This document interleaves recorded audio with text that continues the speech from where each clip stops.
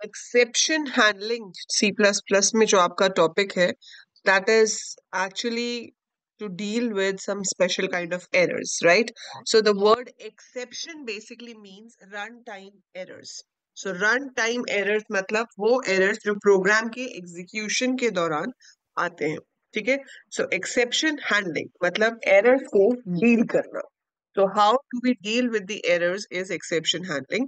But before you do कि आप errors के साथ कैसे deal करते हैं, आपको पहले ये पता होना चाहिए कि आपके programs में errors कितनी तरह के हो सकते हैं, ठीक है? So when we talk about errors while coding, आपके पास तीन तरह के errors होते हैं. एक होते हैं सिंटेक्स एरर्स जिन्हें सिमेंटिक एरर भी कहा जाता है. सो आपकी हर लैंग्वेज की एक ग्रामर होती है कि कहाँ पर सेमीकोलन आना चाहिए, कहाँ कॉमा आना चाहिए, कहाँ कर्ली ब्रैकेट आनी चाहिए, क्या कैपिटल है, क्या स्मॉल है. So we have a proper grammar of writing a code. If you are not following that तो उसे सिंटेक्स एरर कहा जाता है. दूसरा होता है लॉजिकल एरर. अब आपको कहा गया कि आप कैलकुलेट कीजिए एचसीएफ ऑफ टू नंबर्स. आपने अपनी तरफ से कोई लॉजिक लगाया जिसके हिसाब से आपने कुछ कंडीशंस चेक की, लूप भी लगाया, लेकिन रिजल्ट नहीं आ रहा है प्रॉपर जैसा आना चाहिए. सो उसमें सिंटेक्स एरर नहीं है, क्योंकि अगर सिंटेक्स एरर होता है तो कंपाइलर आपको प्रोग्राम एग्जीक्यूट ही नहीं करने देता.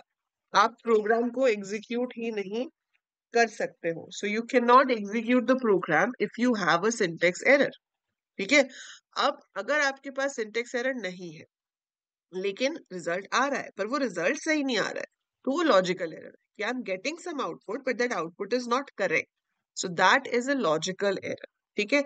और तीसरा आपके पास जो एरर है वो है run time error. That means which occurs during the execution of the programme.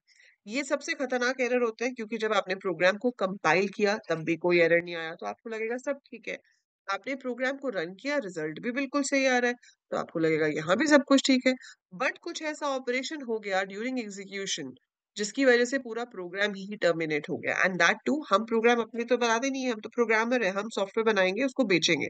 Someone else is going to use that software, है ना? अब वो सॉफ्टवेयर जब वो यूज कर रहा है उस टाइम पे कुछ एरर आया और आपका प्रोग्राम बीच में ही टर्मिनेट हो गया. That is called run time error. और वो सबसे भयानक एरर होते हैं क्योंकि वो एग्जीक्यूशन बीच में रोक देते हैं, ठीक है?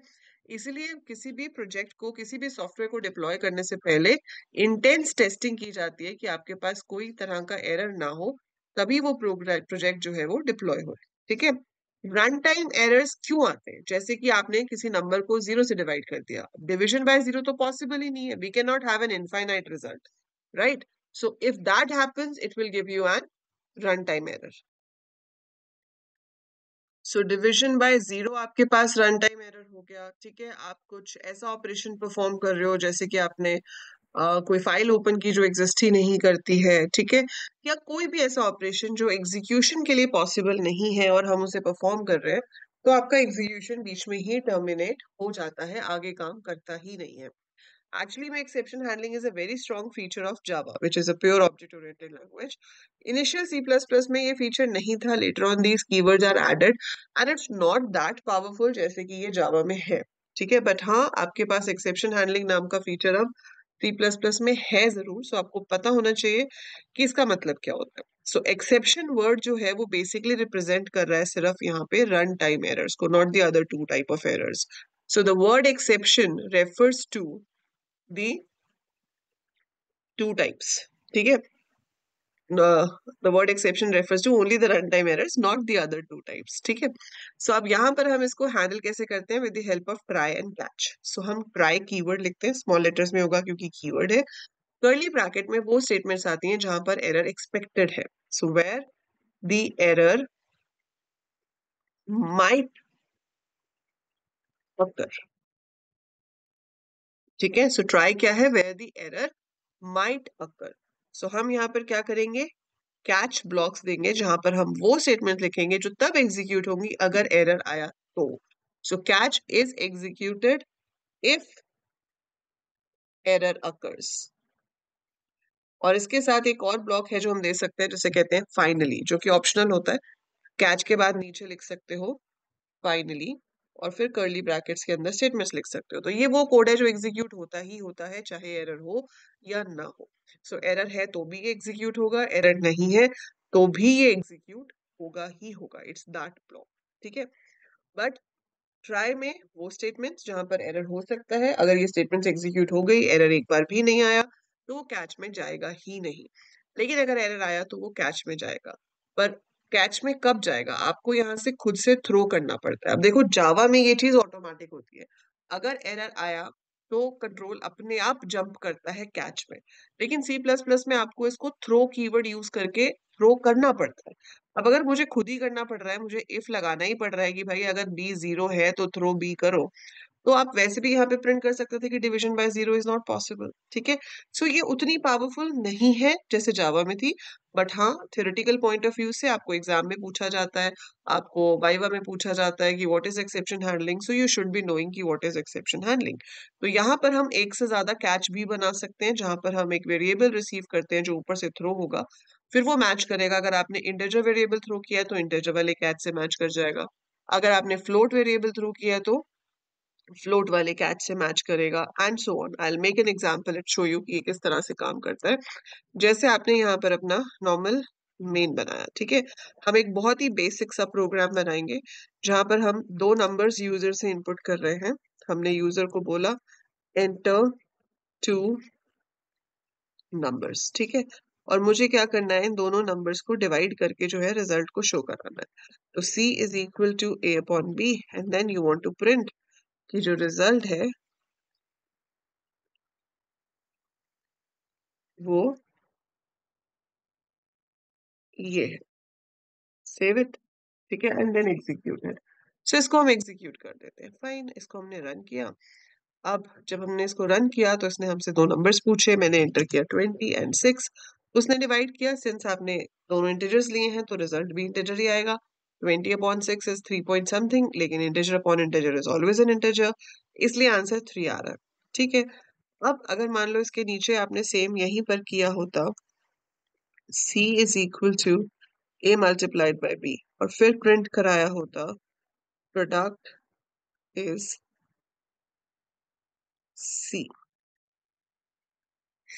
ठीक है, अब मैं इसको रन करती, मुझसे वो दो नंबर्स लेता, मैंने एंटर किया 10 और 2, तो रिजल्ट 5, प्रोडक्ट इज 20, परफेक्ट। आपने फिर से रन किया, अब आपसे फिर नंबर पूछे उसने, मैंने एंटर किया 100, फिर एंटर किया 5, ठीक है, ये भी सही है। आपने फिर से रन किया, आपने नंबर एंटर किया 12, फिर आपने एंटर किया 0।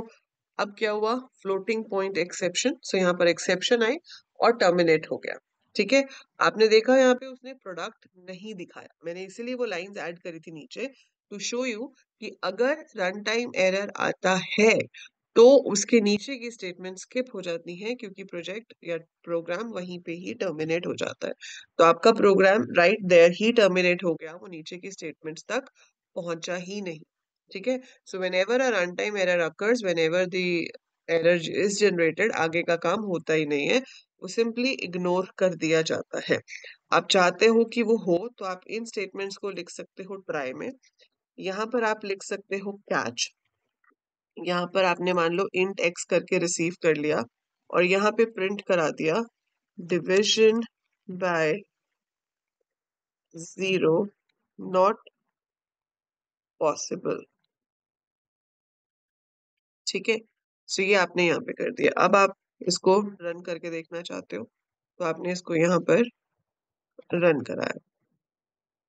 अब फिर से टू नंबर्स एंटर करने को मांग रहा है, आपने एंटर किया 10 और 2, रिजल्ट आ गया 5 और प्रोडक्ट इज 20, परफेक्ट। फिर से हमने एंटर किया 10 और एंटर किया 0। ठीक है, अब आप कहोगे कि मैम आपने ट्राई कैच तो लगा दिया, ये तो फिर भी एरर दे रहा है। बिकॉज मैंने आपको बताया था कि ये इतना पावरफुल नहीं है जावा जैसा। जावा होता तो अपने आप कंट्रोल यहाँ आ जाता, काम खत्म हो जाता। ठीक है, but it's not that powerful as Java. यहाँ पे मेरे को इफ लगाना ही पड़ेगा, मैं यहाँ पे खुद ही देखूंगी कि भैया अगर बी जीरो है जिससे मैं डिवाइड कर रही हूँ वो नंबर जीरो है तो उसको आप थ्रो कर दो। ठीक है, मुझे लिख के थ्रो कराना पड़ रहा है। मैंने यहाँ पर रन पे अब क्लिक किया, ठीक है, अब वो मुझसे दो नंबर्स मांग रहा है, मैंने एंटर किया 10 और दूसरा नंबर एंटर किया 0। अब आपके पास आया division by zero not possible और प्रोडक्ट आया 0। प्रोडक्ट वाला कोड एग्जीक्यूट हुआ है, 10 into 0 0 होता तो वो 0 ही प्रिंट करेगा, बट उसने एग्जीक्यूट किया। तो ये देखा आपने कि जब तक मैं खुद से थ्रो नहीं करूंगी एक्सेप्शन अपने आप थ्रो हो ही नहीं रही है। तो अगर मुझे खुद ही ऐसे थ्रो करना है, अगर मुझे ये कंडीशन लगानी ही है, तो भैया मैं यही तो लिख दूंगी ना, division by zero not possible, और इसको एल्स में डाल दूंगी। फिर मैं क्यों यूज करूं try catch? So it's my personal opinion, I don't find it useful, because अगर आपने ये चीज जावा में पढ़ी हुई है, तो आप जब इसको सी प्लस प्लस में पढ़ोगे तो आपको ये किसी काम का नहीं लगेगा। हाँ, अभी आप पहली लैंग्वेज सी प्लस प्लस पढ़ रहे हो, जावा आपने बाद में जाके करनी है, अभी तक तो आप जावा में पहुंचे ही नहीं हो, तो आपको फिर भी लगेगा कि हाँ ये फीचर कुछ तो है। ठीक है, but after doing Java if you are looking at this thing in C plus plus, तो इसका उतना इंपॉर्टेंस हमें लगता नहीं है। बट एनी हाउ, अगर आप उसको सी प्लस प्लस में यूज करना चाहते हो, तो आप इस एग्जाम्पल को नोट कर लीजिए। This is how you can show the working of exception handling. So इस तरीके से आपका एक्सेप्शन हैंडलिंग जो है वो सी प्लस प्लस में चलता है। यहाँ पर आप एक से ज्यादा कैच भी दे सकते हो। फिर जो वेरिएबल थ्रो हो रहा होगा वो उसके डेटा टाइप को मैच करेगा। अगर इंटीजर वेरिएबल थ्रो हो रहा है तो इंटीजर वाले कैच में जाएगा, फ्लोट वेरिएबल थ्रो हो रहा है तो फ्लोट वाले कैच में जाएगा, and so on. It works like that. ठीक है, so this is your try catch thing. I hope it's clear, right?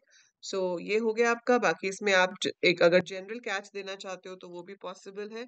उसके लिए हम 3 डॉट्स ऐसे दे देते हैं। इसमें क्या होता है कि ऊपर से कुछ भी थ्रो हो रहा हो, अगर इनमें से किसी से मैच ना हुआ, तो जो यहाँ लिखा है वो एंड में जाकर एग्जीक्यूट हो जाता है। It's like default case of switch. ठीक है, so that's exception handling in C plus plus.